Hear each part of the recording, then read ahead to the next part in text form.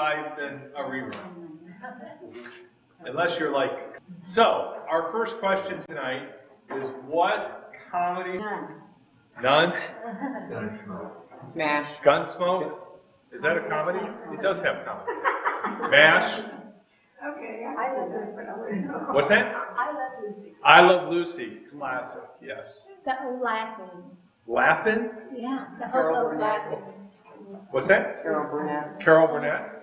Victoria's theory is, because we've added her to our dinner rotation for preparing the meal.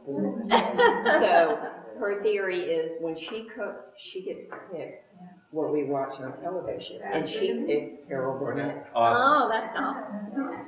Yes. What are people online saying? What about you? Psych. It's kind of a mystery show, but it's comedy based. Oh, is it? Psych? Yeah. You have got to talk to Victoria. That's literally her favorite show. We can watch that. Okay, so I got to start watching that one. Oh yeah, we should. Who's in it? It's not famous actors. He's been in another They've been in a couple things. It's just really good writing, and it has a lot of 80s references. Oh, cool. Well, Frasier. I mean, I can watch Frasier. Oh, yeah. We used to, and everybody loves Raymond until we had to start paying for it. You know? Yeah. I'm not paying for that. Victoria's room is decorated in pineapples because of Oh, really? and she has an autograph. Her father got her for Christmas last year an autograph script Oh, wow. from all the members of the. Oh my Bigger fans than we goodness. are. She's a big she's That's pretty awesome. she's seen every single episode probably 4 or 5 times. It's very good. But we also watch I Love Lucy. MASH. Mash is great. My favorite I Love Lucy is the trip from New York to California. Especially when they go visit Cousin Ernie. Tennessee Ernie Ford, you ever? Yep. Yep. Brenda, we were just sharing what our favorite comedy that we can watch reruns of and just keep watching and watching and watching.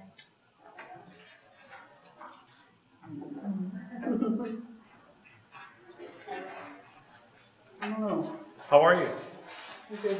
Good. Well, and May I borrow a Post-it? Oh, yeah. and you know Angela Lansbury passed away yesterday. Oh, yes, I saw that. So we started watching Murder, She Wrote. I love those. All right, well, welcome. Welcome to everybody online. Thank you. Glad you all are here. There's another wonderful Charles Wesley hymn. It's called And Are We Yet Alive? It's in my little Wesley hymn collection, but that one is also in the hymnal if you ever want to look it up sometime. But let's use this as our prayer to begin this evening. And are we yet alive and see each other's face? Glory and praise to Jesus give for his redeeming grace. Preserved by power divine to full salvation here. Again, in Jesus' praise we join, and in his sight appear.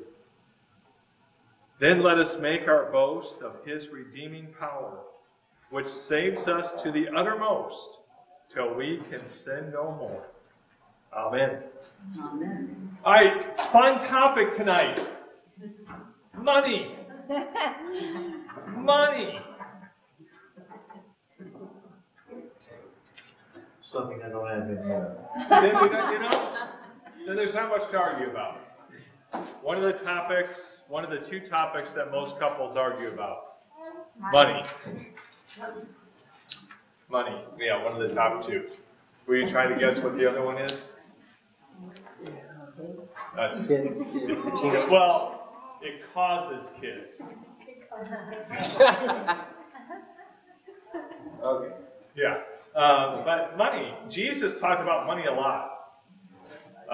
Besides the kingdom of God, second most topic Jesus talked about, 4 times more than prayer. Money is obviously important for our discipleship. When we take a vow as a disciple to follow Christ, or when we join with the United Methodist Church, support the church through our prayers, presence, gifts. And our gifts, we're talking about it being our financial giving, next week's service. That's our talents and our being a servant. So we do make a distinction there.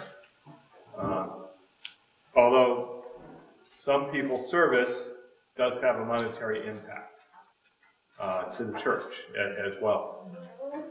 In saving the church money, it's a money saver. So we'll talk about that. We'll do questions. But I want to show a fun video. It's from Chuck Knows Church. Anything you want to know about church, especially in the United Methodist Church, just Google Chuck Knows Church. He has all kinds of episodes, fun and entertaining. This one is about the offering plate.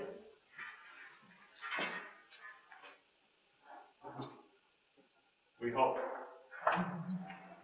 Okay, I gotta find the unmute button.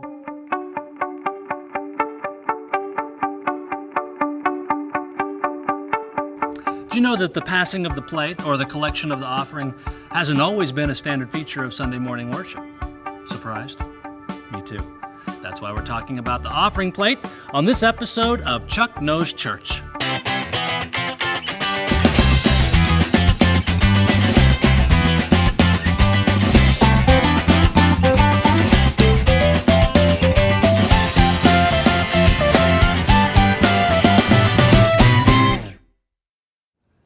Passing the plate is a way the ushers on Sunday come around and collect the gifts to the church. And it's not always a plate, actually. It could be a basket. Or a wooden box, I suppose. A tambourine? Really? All right, I guess if you can put money in it, an usher can pass it. It's hard to imagine, but passing the plate wasn't always necessary to financially support the church. Or we'll all get out our phones and watch. Okay. Are we going to be on? It's on now. I say it's like. It's on you. Oh, I'm on camera. Yeah, okay. All right. We're trying to get the sound in here. For those online, great for you. You were getting the sound. You were getting the video. We weren't getting sound. Kind of different than how it works sometimes on Sundays, where we have all the sound and you don't. So but we're going to go ahead and we will move on for a minute with that. So sometimes with the offering, people, what they give does in their service does have a financial impact. We're getting this. There was a gentleman at a church I pastored, and he and his wife were on fixed income, very, very low fixed income. They didn't have a lot, and with what they call the donut hole for prescription medication. A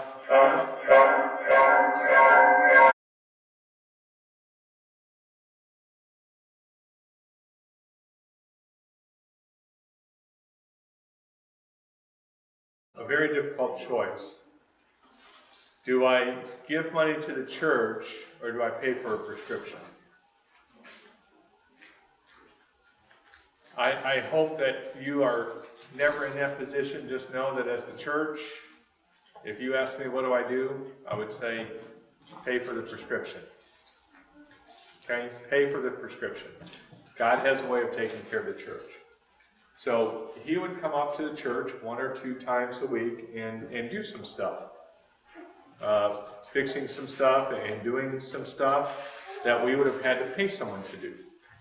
And so he was able to give, and it had a monetary impact through his service that was actually financial giving as well. So in our giving, it's not about the amount, and there are various ways to give. We think we can watch it now? We think. Okay, well let's we're going to give Chuck Knows Church another try.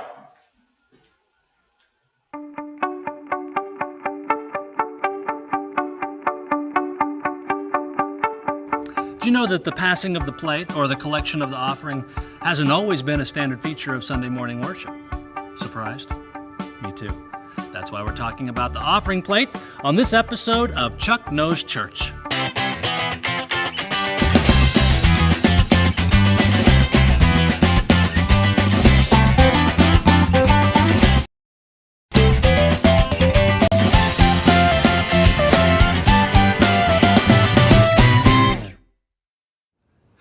passing the plate is a way the ushers on Sunday come around and collect the gifts to the church.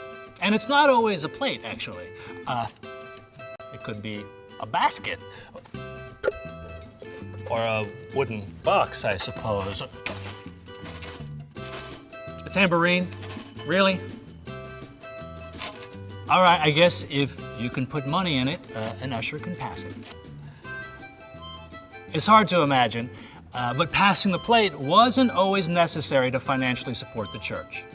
Not until the late 1800s did churches actually count on voluntary contributions to keep their doors open. You see, just like it was in Europe, the new government of colonial America established, sanctioned, and financially supported the church. Colonists couldn't see it any differently. A prosperous society depends upon having citizens. Just stop, Chuck, for a second. All right, so he's talking about the importance of the offering plate. And interesting thing is that it was in the 19th century where they had to start to take an offering into church. I don't know if you knew that. No. Yeah, for a while, the church was supported by the state, just like it was in England.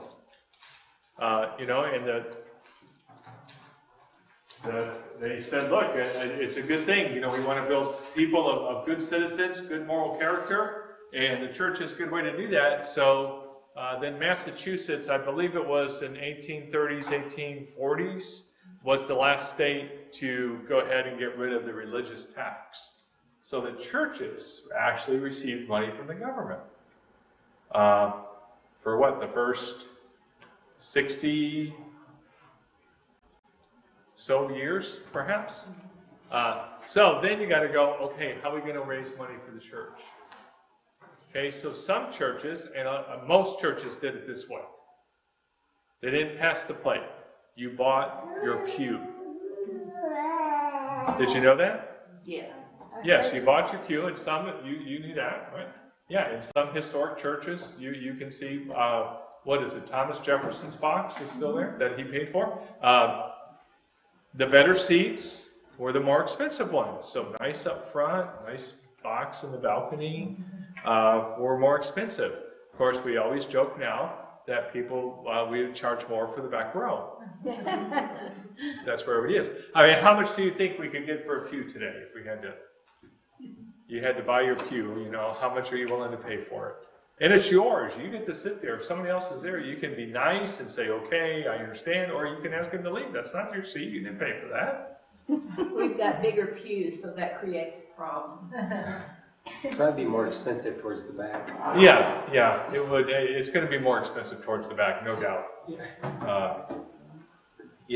And so one of the breakoffs from the Methodist Church, the Free Methodist Church, when they broke off, it wasn't because of slavery and we need to free slaves. It was, we're not going to charge for a pew. We want everybody to be able to come.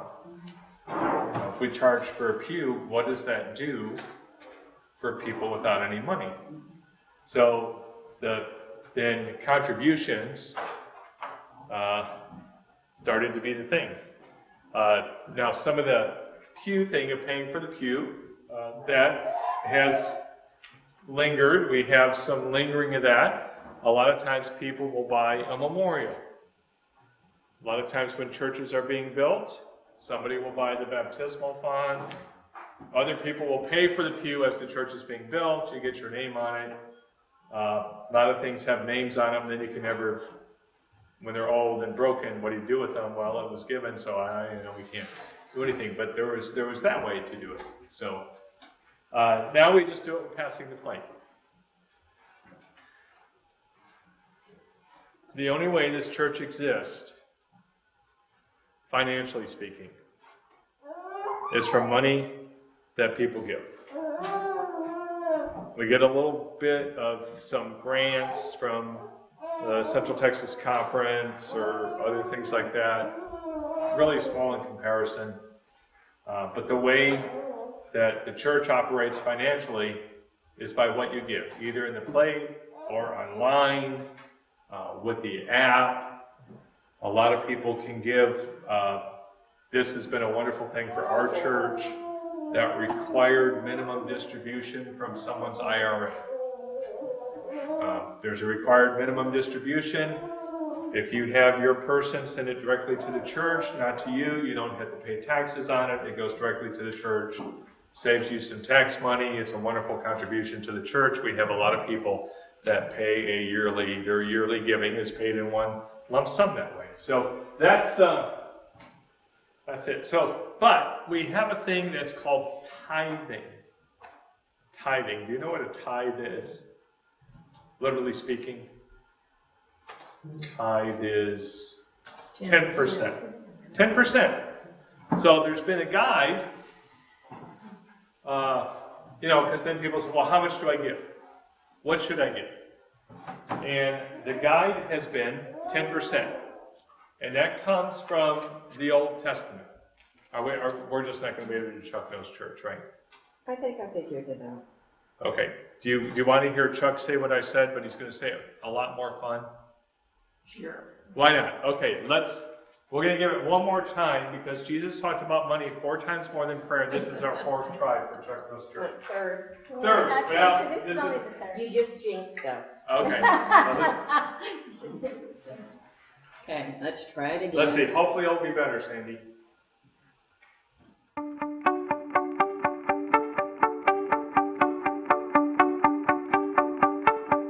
Do you know that the passing of the plate or the collection of the offering hasn't always been a standard feature of Sunday morning worship? Surprised? Me too. That's why we're talking about the offering plate on this episode of Chuck Knows Church.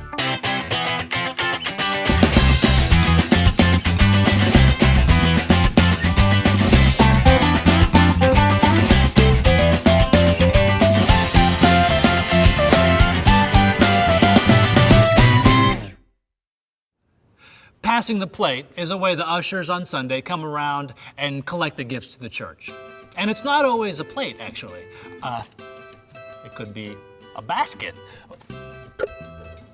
Or a wooden box, I suppose. A tambourine? Really? All right, I guess if you can put money in it, an usher can pass it. It's hard to imagine, but passing the plate wasn't always necessary to financially support the church. Not until the late 1800s did churches actually count on voluntary contributions to keep their doors open. You see, just like it was in Europe, the new government of colonial America established, sanctioned, and financially supported the church. Colonists couldn't see it any differently. A prosperous society depends upon having citizens of good character. And where else would this good character come from but the church, of course?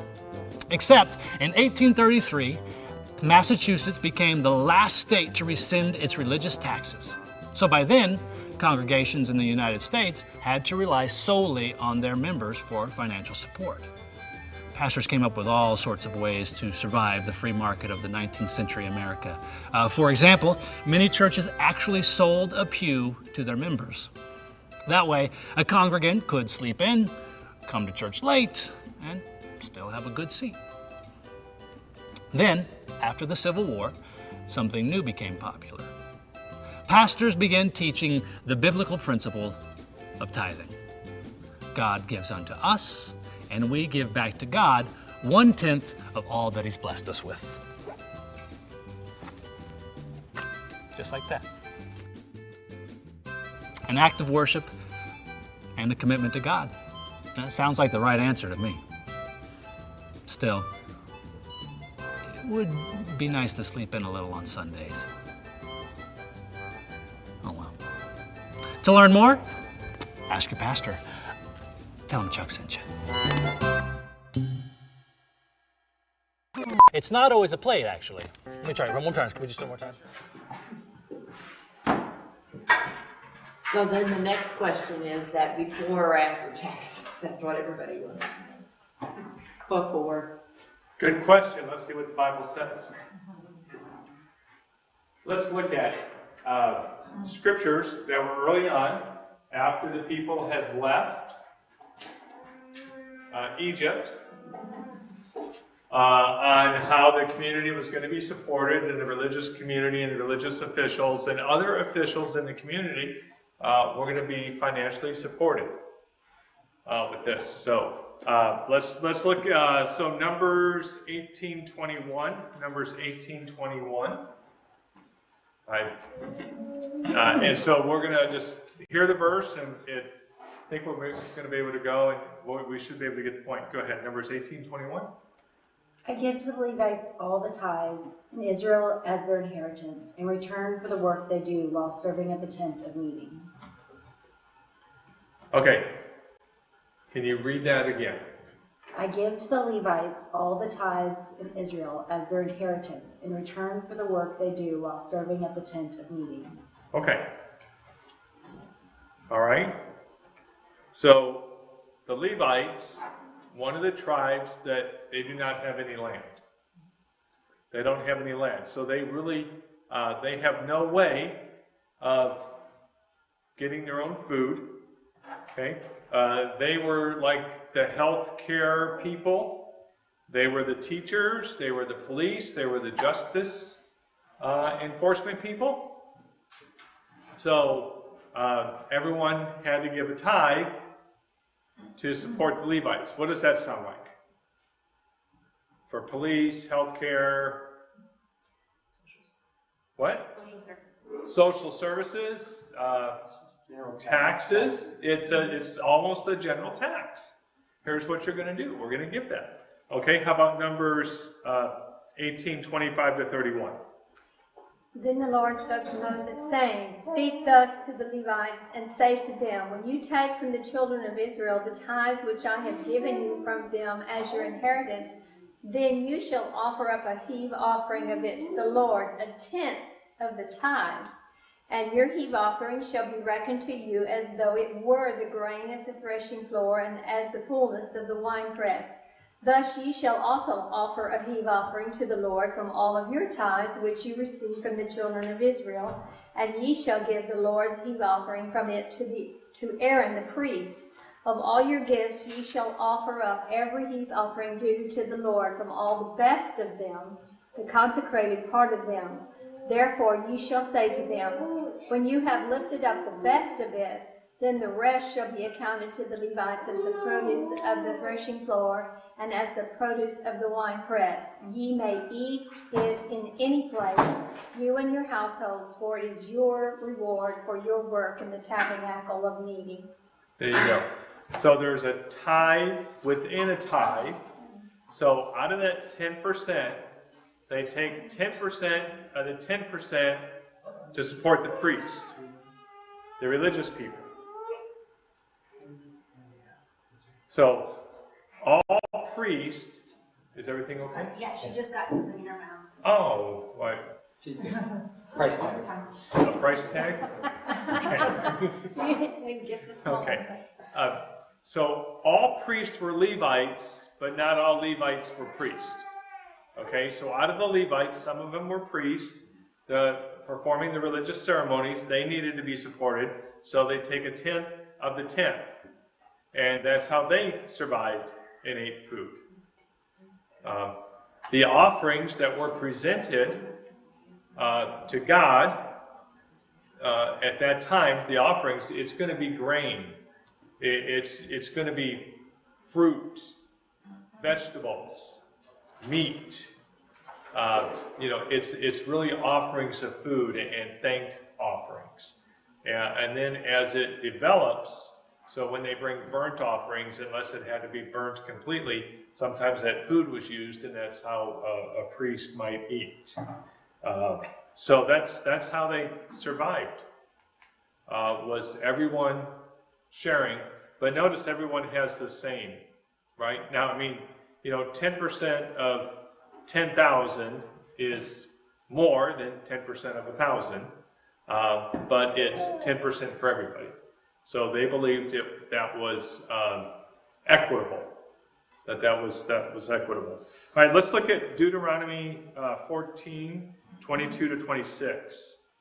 Be sure to set aside 1/10 of all that your fields produce each year. Eat the tithe of your grain, new wine and olive oil, and the firstborn of your herds and flocks in the presence of the Lord your God at the place he will choose as a dwelling for his name, so that you may learn to revere the Lord your God always. But if that place is too distant and you have been blessed by the Lord your God and cannot carry your tithe because the place where the Lord will choose to put his name is so far away, then exchange your tithe for silver and take the silver with you and go to the place the Lord your God will choose. Use the silver to buy whatever you like, cattle, sheep, wine, or other fermented drink, or anything you wish. Then you and your household shall eat there in the presence of the Lord your God and rejoice. Okay, do y'all kind of understand that one? This is another tithe. So there's the general tithe, and now we have a special tithe. This one is when you're making the pilgrimage to the, and those times of making the pilgrimage, so everybody can afford to do it. And if it's so far away that hauling the livestock and everything, trade that for some silver. You can haul the silver, then when you get there, buy the stuff. So it's another tithe given in celebration to God for what God has done. So when they go to celebrate Passover, they would bring this special tithe. So it's an additional 10%. So now, on a yearly basis, they're really given 20%, aren't they?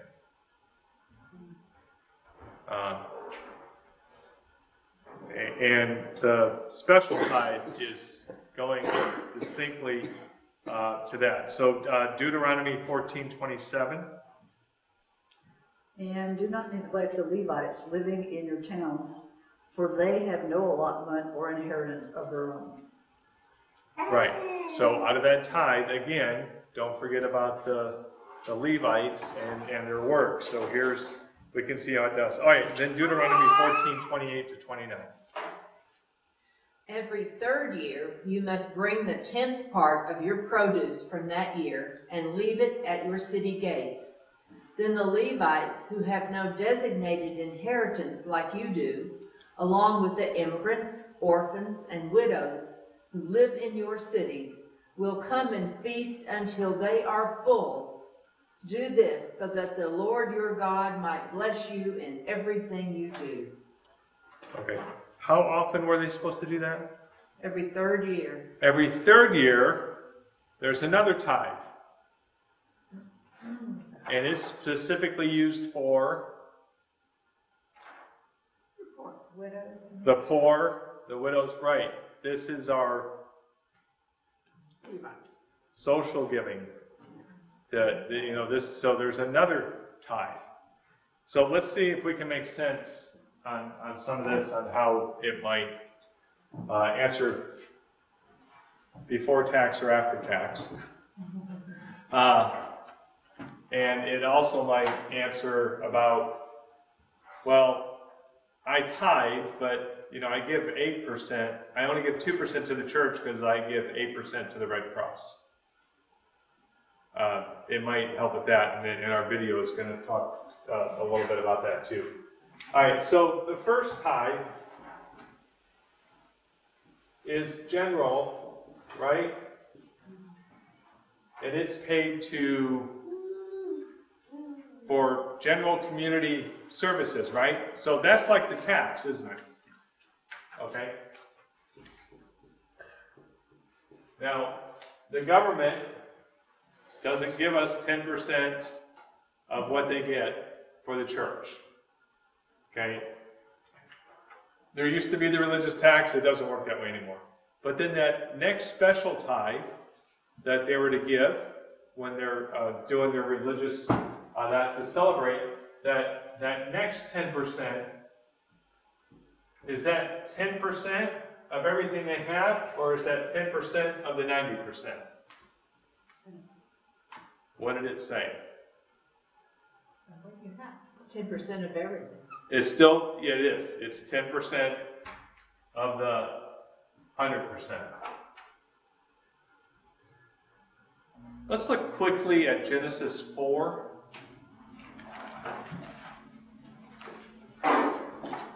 Cain and Abel, remember that fun story? I like to call it the first Thanksgiving. This is for what? Let's see. Cain and Abel. Oh, very first. First one. We'll start at first one. All right. So Adam and Eve have these two boys, Cain and Abel. Verse 3. So Abel cared for flocks. Cain was a farmer. So we have a rancher and a farmer. Sometime later, Cain presented an offering to the Lord from the land's crops, while Abel presented his flock's oldest offspring with their fat. The Lord looked favorably on Abel and his sacrifice, but didn't look favorably on Cain and his sacrifice. Cain became angry and looked resentful. All right, what's the difference?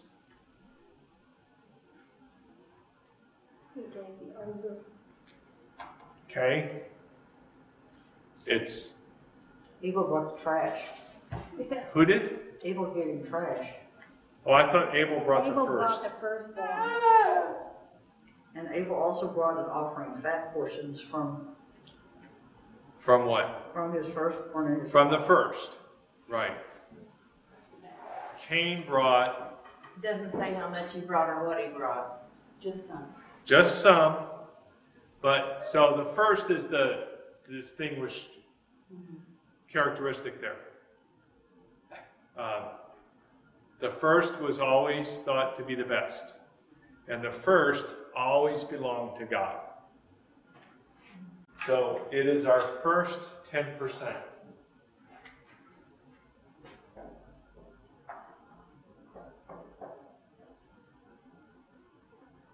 Before taxes. That goes to God. And then, remember that third, well, we still got to do stuff. So then there's other offerings. So that's why we say tithes and offerings. So that's why we bring things for helping hands and of that nature. So it really makes us focus on the giving, on what we have, and it's always outward focused. But it's the first. We give the first 10%. Now those that are have a business, that gets a little tricky. I don't have a good answer. That's between, got to figure that out with God or what you think about the principle. Because, do they pay a tithe on every penny that comes in? Or do they pay a tithe just on what their profit is before taxes? Because they have all those expenses like everybody else. So that's a hard one to figure out. Those that entrepreneurs, small business owners, and such. Okay. What's that? What's the answer? What's the answer? That's between him. I think it's what that person figures out with God and what they're reading and where they are. I have known a couple of people that did it. I'm going to tithe on every penny that comes in the door. And others have said, well, I'm going to, on what I make, what my profit is before I pay all the taxes, I will give a tithe. And I think either one of those are fine.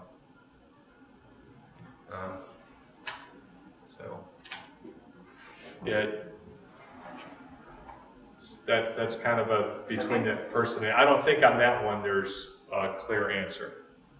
Go ahead. Yeah, I said okay. Yeah, I mean, like someone who has, income property. There's expenses with that. So are you tithing on the,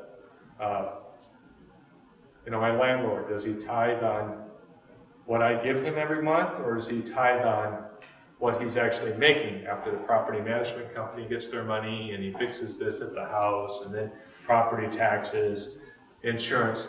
Well, probably tithe on what he actually makes. Probably not on what the amount of rent is. Because that's income. The income is, what he's netting on that one. So, but the net before he pays the taxes on it, on his income. Yeah. So, okay, let's watch you think we can watch the video? I think we can. All right, if not, we can always put the DVD in. Do it the old-fashioned way.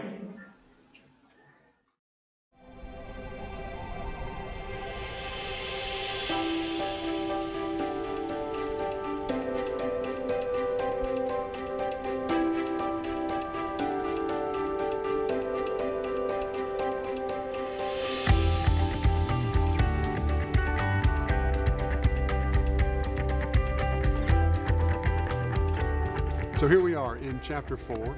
Finances are always an interesting discussion around church and religion. So head into that and talk about how important this is for us. Well, Jesus seemed to think that money matters. That's good. He talked more about money and possessions than any other subject except the kingdom of God. The parables, particularly in Matthew and Luke, are just loaded with Jesus' concern that what we do with our money is a direct reflection of what's going on in our soul. He said, where your treasure is, that's where your heart is. The concern in the gospel is not about raising money for the church or any other ministry. The concern of the gospel is what money does in my life, how it impacts all that I do. Sometimes for good, sometimes not so good. But it's a spiritual issue. That's where Wesley approached it. He talked a lot about money, but it was always in the context of this controlling desire to help Methodist followers of Jesus become more loving of God and more loving of others. So we want to invite people to think about their finances as a part of their discipleship. Different people come in at different places to this course. It's going to look different for a lot of different people, but what we do know is that everybody can take a next step. And there's some practical ways for people to learn about that through 10-10-80, through learning about tithing, through learning about my relationship with my stuff impacts generosity, for good and for not. It's interesting, when you talk about the fact that treasure is where your heart is. I mean, money is tied up in a lot of things in our society that are destructive, that are troublesome to me anyway. And so I wonder if the notion of financial generosity and our gifts, it's maybe in some ways it's about helping us understand there's another perspective.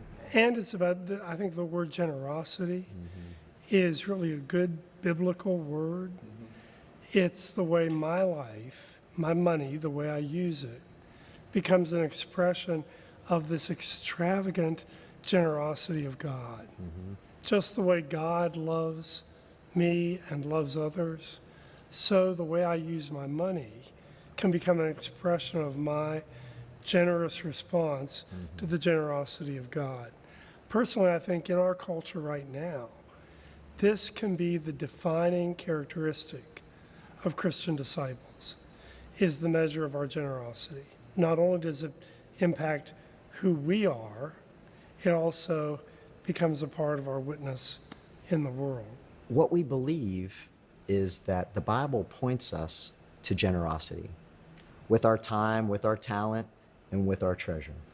And giving and learning to be generous and learning how to look at the ways that we use money, the way that we save, the way that we spend, how is that impacting disciples of Jesus Christ? How is that impacting the community? How are we allowing our money to impact the world? And those are good questions, I think, that the chapter points us to. How can we wrestle with that? Until our discipleship starts to get into our checkbook, we're still shutting out this major part of who we are. So my own sense is, one of the reasons that my wife and I tithe is not just because the church needs my money, but because it makes a difference in my life. I mean, when I give that money, there are some things I won't be able to do. And I think that's part of the point. It's a tangible way in which I'm saying, my life is bigger than just my money. I have a question for you. If you tithe, is that 10% supposed to go to the church, or is it 10% generous giving in light of your relationship with God and Christ, and Great could question. go to a nonprofit? I mean, what about this thing? One of the most popular questions I get. Oh, I'm so glad. My answer is you're going to have to ask the Lord about that, because we're under grace and not under the law. I would say, for me, the biblical tradition is that the tithe goes to, as Christians, what would be the church. I think it has to be directly related to who I am as a follower of Jesus. But the invitation is, for me, I give 10% to the church because I believe in my faith community, the people that I'm gathered with, to make God's love real out in the community. And then I give to other not-for-profits of whom I support because of the work that they do, which I believe is transformational in the community as well. Maybe we're at the point now where in our series of witness videos that we can go to John Matthew, a great name because he really he's got a fabulous biblical tradition going on in his life. It could have talked about any one of these chapters, but has some great stuff to say, and I think he even mentions the 10-10-80 as well. So let's see what John Matthew had to say.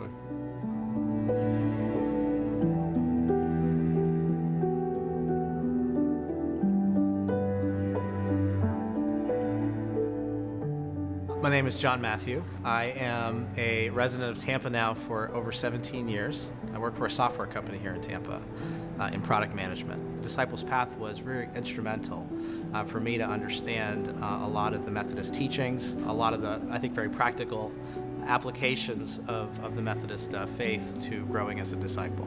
So one of the things that that I was, I think, really hungry for was a focus on both growing in terms of, I'll say, my personal holiness, my personal growth as a follower of Jesus, but also a real focus on community and social justice. Part of the Methodist walk is really strikes that balance between being a growing person in Christ as well as a growing person in community and the call to serve. There are a lot of ways that I felt called to live out my faith, but I think going through a disciples path put a little bit more meat on those bones, if you will. One of the things that was really helpful about going through the course was appreciating what my gifts are and how those gifts line up with different ways to plug into the church and be the arms and legs of Jesus, in the community. One of the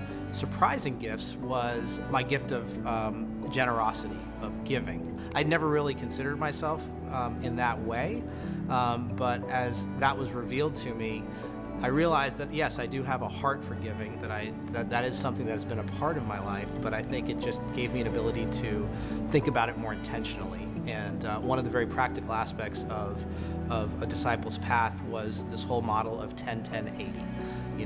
Save 10%, give 10%, and live on the rest. And that was just a very practical, actionable thing for me to take hold of and really strive towards. Again, it wasn't necessarily something that was brand new to me, but to think about it in the context of being a disciple was incredibly powerful. I think one of the really inspiring things about this course is it helped me appreciate the expansiveness of God's love. It helped me reflect upon my blessings and all the ways God has blessed me, not only financially, but in so many ways, with the community, with family, with health, with certain skills that I can bring to bear. And so as I thought about that extravagant generosity that I've received, it just gave me a heart of gratitude. It just made me want to share that and be a vessel. And so I think that idea of being a vessel, of being just sort of a channel of God's love is humbling, but it's also exciting and it's inspiring. So I think that's part of what fuels me. Part of what I didn't realize I was hungering for, but that came clear to me through a disciple's path, was putting my faith into action. There's a world right now that needs ministry, that needs help and healing, and we are the arms and legs of Jesus. And I think going through a disciple's path just gave me a framework to appreciate that and lean into that even more. And that's something that certainly has had its impact on me long after going through that class. We heard through John's witness of his engagement with the material that he discovered generosity ripples outward. We want to help you grow. We want to help you take your next step in financial generosity, because it will not only change your life, it's going to change others' lives around you, both at the church and out in the community.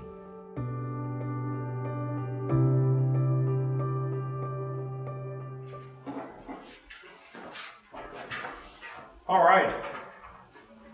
In the stuff we read out of Deuteronomy, we're talking about that's the law. That's what they had to do to support each other, to live as a community. So we like to operate in grace. So 10% is really our guide. 10% is our guide. And it's a good standard. It's a good standard for us. But if you're beginning the journey, or some people, as I mentioned, the one person, they just couldn't do it, and they tried to do other things, you might want to start with 3%. I go, okay, for this next year, I'm going to commit. I haven't done much, but I can do 3, or maybe 5. Or maybe if you did $15 a week as a start, let me tell you what you would be doing. You would be providing the communion elements for all of our worship and our people that aren't able to come, that we take communion to, including what we do on Christmas Eve and Maundy, Thursday. You would provide every one of those cups. That's what it takes for us to have communion once a month, on Christmas Eve, on Maundy, Thursday, sunrise service at Easter. And if you're just beginning, so if that was a tithe, that would be $150 a week, or you're saying you're making about $7,200 a year. But that might be a way to start. I know because of inflation, that might be a little bit harder. I know that I can easily go to Buc-ee's on my way home tonight and get a snack and something, and I'm in for $15. And I haven't even bought a kolache, a fun kolache. But nothing wrong with Buc-ee's. Love Buc-ee's. That's why I stopped there. I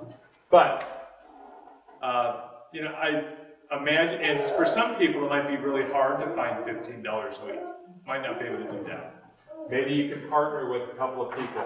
Maybe you can give $5 a week and find a couple other people that can do $5 a week, and then the 3 of you are providing communion for our worshiping communities and those that can't come in person that we take communion to every week. So there is that.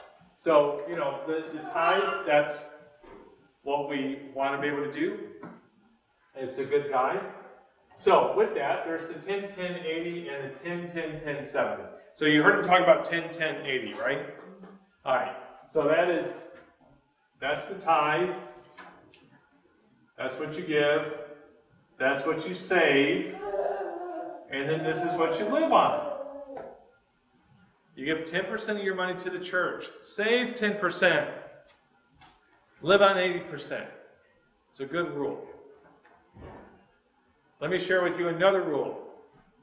It's the 10, 10, 10, 70 rule that I learned. Her name was Evie Jo Wilson. She was a fantastic United Methodist, lived down in the Houston area. She said, and she learned it from her dad, who was a preacher, one of those traveling kind of preachers. She made it through the Depression where they would get paid with a couple of eggs or maybe half a chicken or something. So he decided you give 10% to the church. So you're tied to the church. That goes first. We're going to save 10%. And he said, you know what? But let's have fun with 10%. Let's invest 10%. You can afford to lose 10% if you're saving 10%. And they lived on 70%.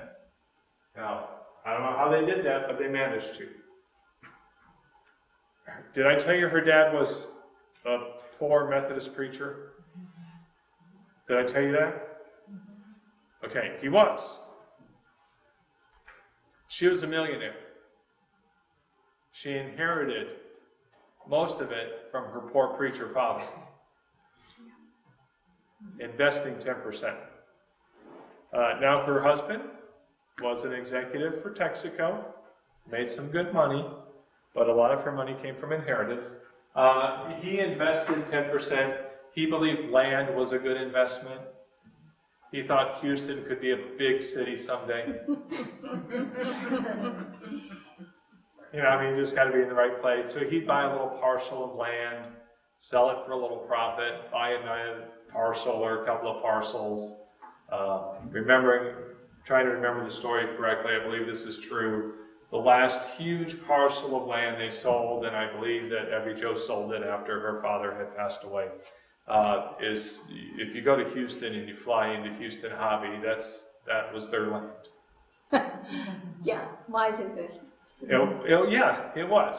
But they had it for years. I mean, it was nothing. For some people, it works out. 10%. Invest because you can probably afford to lose 10%. And so if you are doing the investing of 10%, depending on what you're investing on, when you're having bad days, don't stress about it.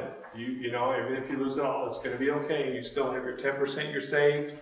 You're still living on 70. You figured out how to live on 70. You're not going to be in dire straits. So that's the 10, 10, 80 and the 10, 10, 10, 70. Guess what the percentages for most of America are?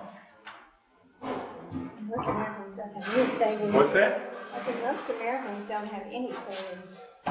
0, 0, 100. Yeah, I mean, they might be putting a little bit of savings in retirement.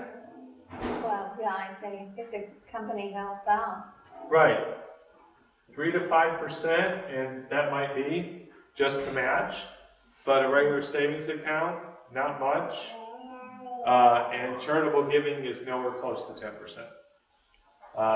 Most people are, you know, their bills are 95 to 98%. So when things get tight, it really gets tight and stressful.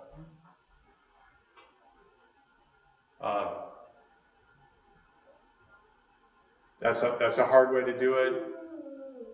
If you're in there, my prayers for you, see what we can do to help. But yeah, that's a tough situation. So, okay, questions?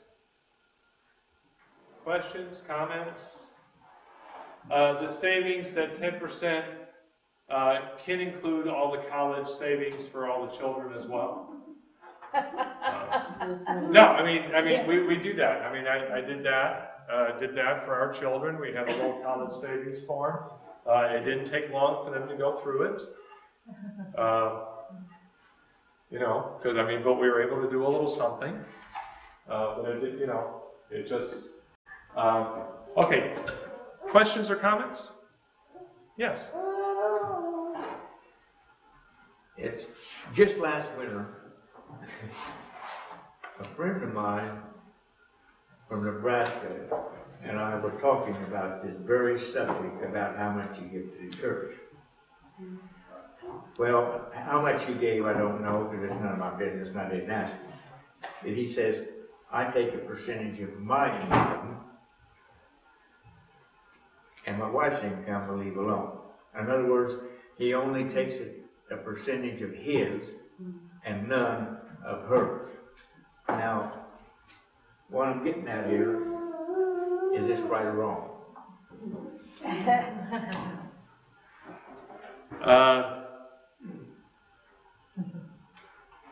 I don't have enough information to say right or wrong. I don't know why he does that. If his wife is one who says no, you're not doing that. I did not disagree with him, and I did not agree with him. The conversation continued on the subject for a little while, and we went on to something else. But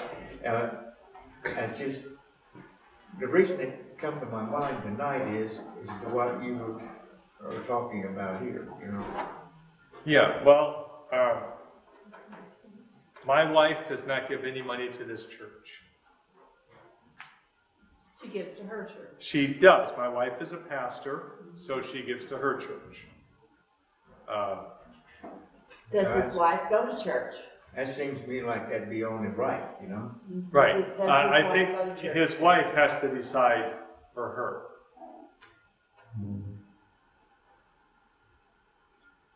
Now let me ask you another thing, Pastor Mike. You're going to get tired of this in a minute.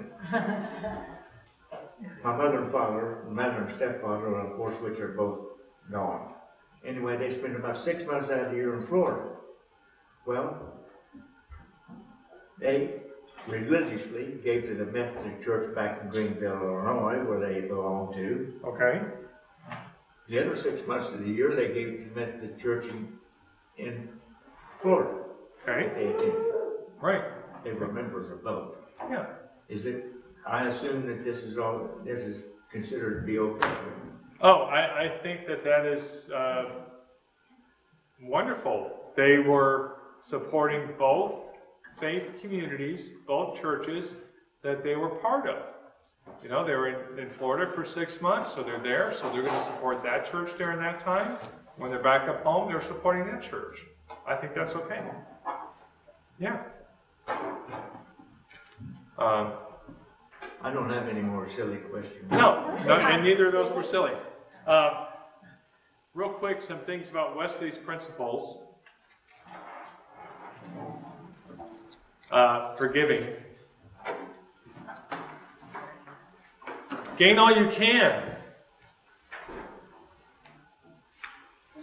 without hurting your health, your mind, or your neighbor. In other words, don't do it by exploitation. Don't work so hard that you work yourself to death. Put yourself in a bad health. But yes, work hard and get all you can. Save all you can.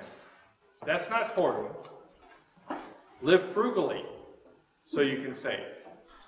And then give all you can. Gain all you can, save all you can, give all you can.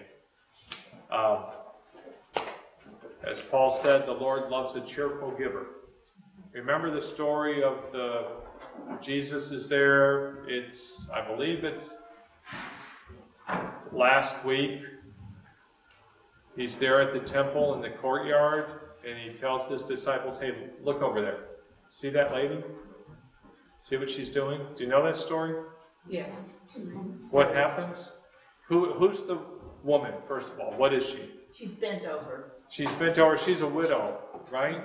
Without hardly any money. And everyone's coming to bring their pilgrimage offering and putting a lot of money in, and she puts... Oh, that widow. Yep, small amount in.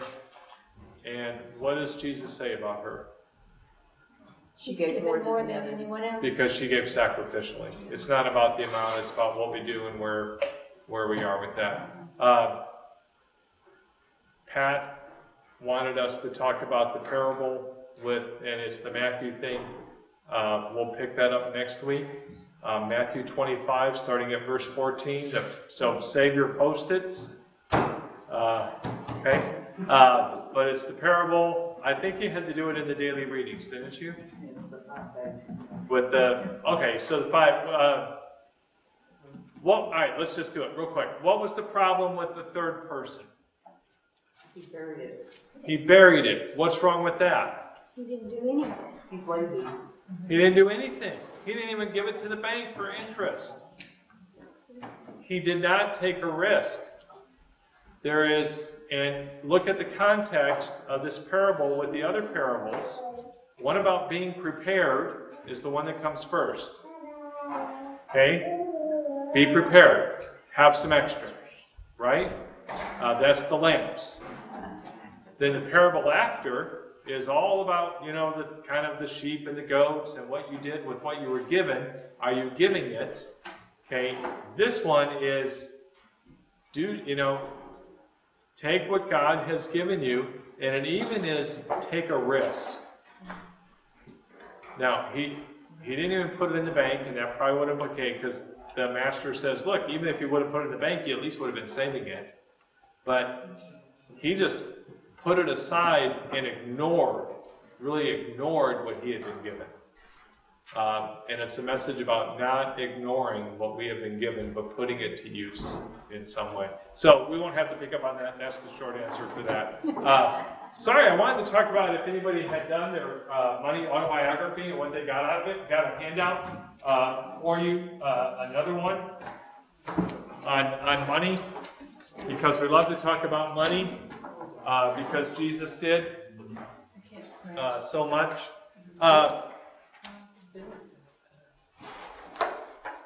I don't know about you and your parents and how they were. I did not learn about money. I did not learn good habits about money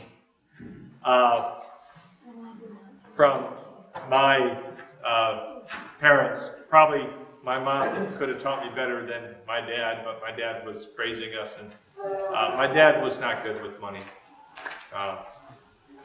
So I had to learn. I learned in high school when I took accounting and bookkeeping. That's when I first started learning about money. And wow, you just because you have a check doesn't mean you have money. I have a funny story about this.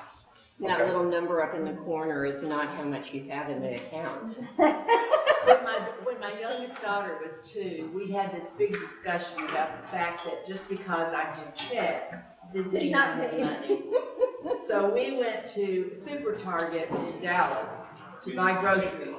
And in this very loud voice, she says, "Mama, do you have money for that?"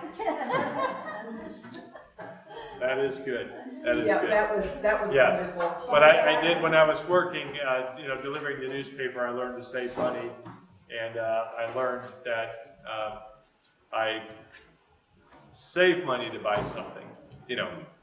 So I had to save up to buy my first stereo, save up to buy my first 10-speed bike, and that. So yes. But if there's a great program, there's 2 things. If you need to go to a different level or you've struggled with it, there's Financial Peace by Dave Ramsey. There are classes at churches. Or if you're not able to do the Financial Peace class, and it's 6 to 9 months, get the book called Total Money Makeover. It's called Total Money Makeover. You can do it at home, but you still do the kind of an envelope system.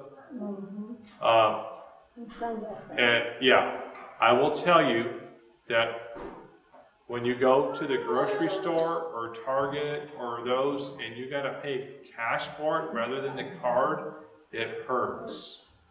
There's just a little, so I am a fan of Financial Peace and Total Money Makeover. On that, those are a couple good resources. Total Money Makeover and Financial Peace will help you do a budget if you need. But the Total Money Makeover, you can just get the book. They're available used, of course, but go ahead. So let's close with a prayer. Almighty and gracious God, we thank you for the abundance that you give to us. So God, give us your grace to have a thankful heart at all times. And through your grace and mercy, help us to be cheerful givers. Amen. Amen. Thank you, Ann. No, you got to run up to choir. Sorry. Thank you all online.